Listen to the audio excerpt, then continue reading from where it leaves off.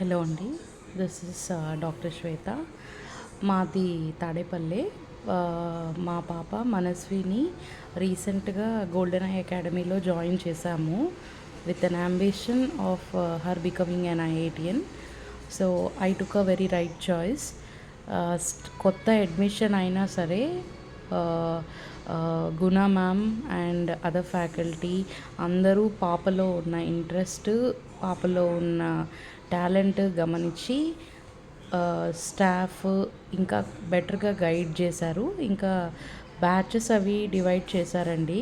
So she went to golden eye batch where the IIT foundation are the prerequisites for IITian బాగా train చేస్తున్నారు.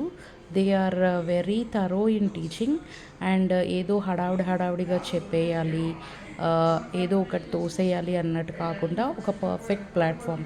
ఏది చెప్తే వాళ్ళకి inputs వస్తాయి, ఏది చేస్తే వాళ్ళని కరెక్ట్ పాత్లో డ్రైవ్ చేయగలం అనేది బాగా ఫోకస్ చేసి చాలా బాగా చెప్తున్నారు. అండ్ కొంతమంది పిల్లలకి సుప్రీం టాలెంట్ ఉండి ఫాస్ట్గా చేసే వాళ్ళకు కూడా వేస్ట్ అవ్వకుండా అర్లీ 7th అయినా సరే they very good in teaching అండి. ఫిజిక్స్ అంటే భయపడిపోయే పిల్లలున్న ఈ జనరేషన్లో physics is like a cake walk. చాలా బాగా చెప్తున్నారు.